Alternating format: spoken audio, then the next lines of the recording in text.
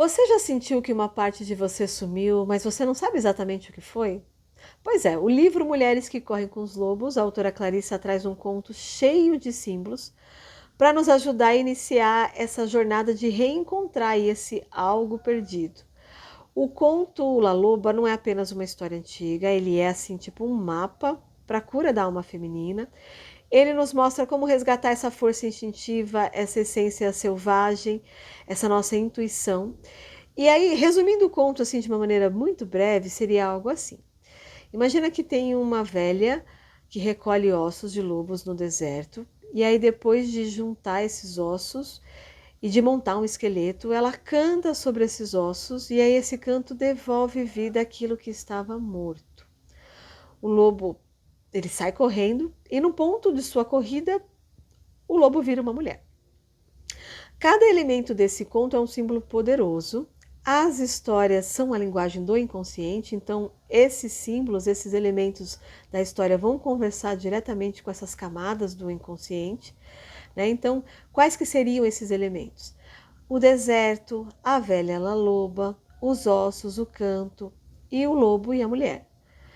Vamos primeiro entender o que são esses símbolos, o que eles significam de acordo com o ponto de vista da autora, e depois eu também quero trazer uma percepção mais prática, que eu gosto muito de pegar uma história e me ver dentro da história, eu leio sempre dessa forma.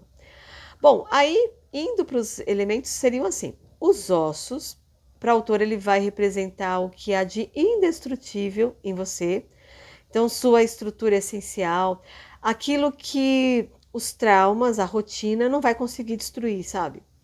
Então, os ossos é como se eles guardassem a nossa verdade nua, é como se fosse uma semente mesmo, uma identidade original. Indo para o símbolo do deserto, bom, deserto é aquele cenário de transformação, de desafio mesmo, né? Ele vai representar aí o silêncio, a solidão, o vazio.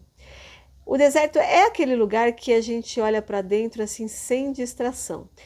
O deserto pode até parecer estéril, mas é o ponto de partida mesmo para a reconstrução. É no deserto da psique, por exemplo, que a gente guarda os nossos sonhos esquecidos. Aí, indo para o símbolo da velha La Loba, a velha La Loba vai representar, sabe, aquela sabedoria ancestral? Ela é aquela mentora que habita no inconsciente. Então, La Loba é paciente, ela vai recolher aí um a um os pedaços rejeitados de quem você é. Então, ela sabe exatamente o que precisa morrer e o que precisa renascer. O próximo símbolo seria o canto. Então, ele vai representar essa expressão da sua voz autêntica, da sua criatividade, da sua arte, da sua verdade. Cantar sobre os ossos vai, tipo, significar colocar energia, paixão na própria cura. Sabe quando você vai para a manifestação assim real da coisa? O último símbolo seria o símbolo da lobo e mulher. E aí eu gosto até de trazer esse trechinho final do resumo da história, que é assim, né? Por fim, o lobo ganha carne e corre livre. Isso vai simbolizar o nosso instinto desperto, a nossa autonomia, os nossos limites recuperados, sabe aquela capacidade de falar não, de escolher? E aí a magia ela não para por aí, né? Porque na história, na corrida, o lobo ele se transforma em uma mulher que ri no horizonte.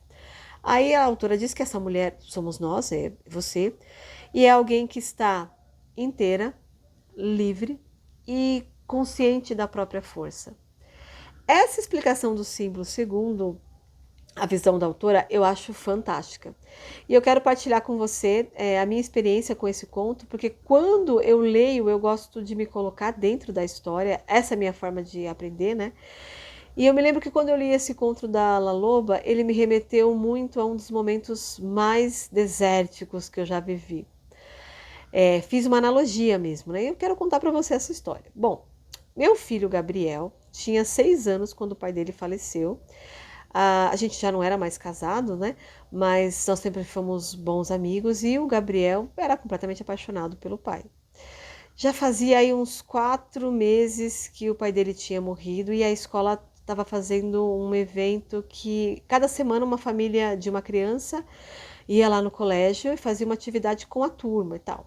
Chamava o Dia da Família.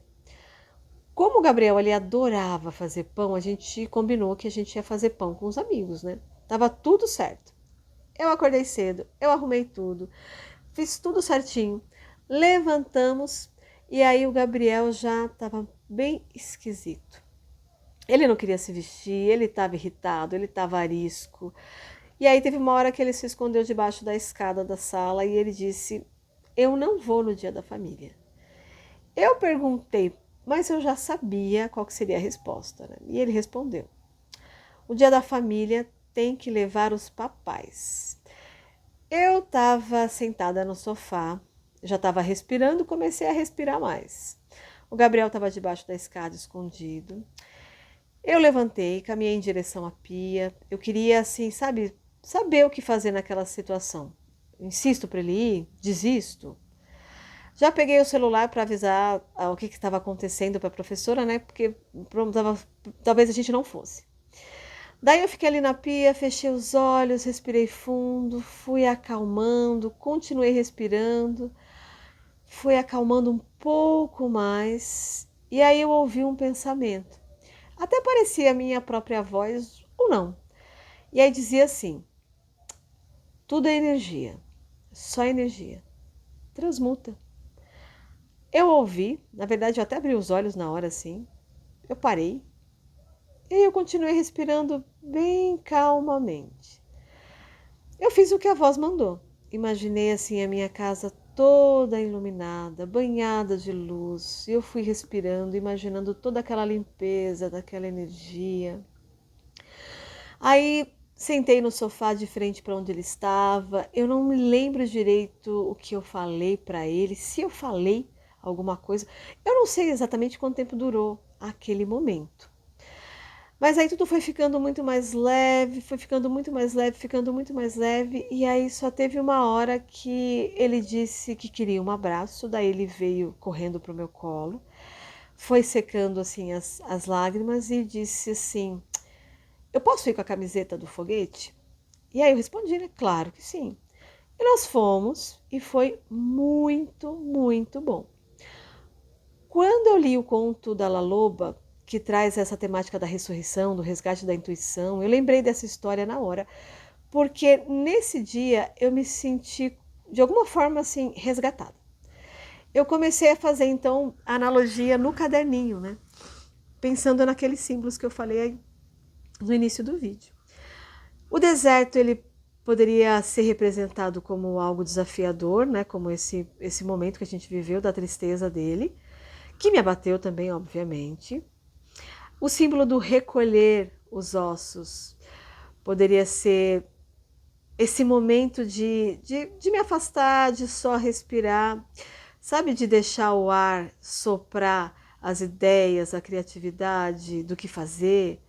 É como se eu estivesse recolhendo assim a minha força indestrutível, que para mim ali seria o amor e a fé.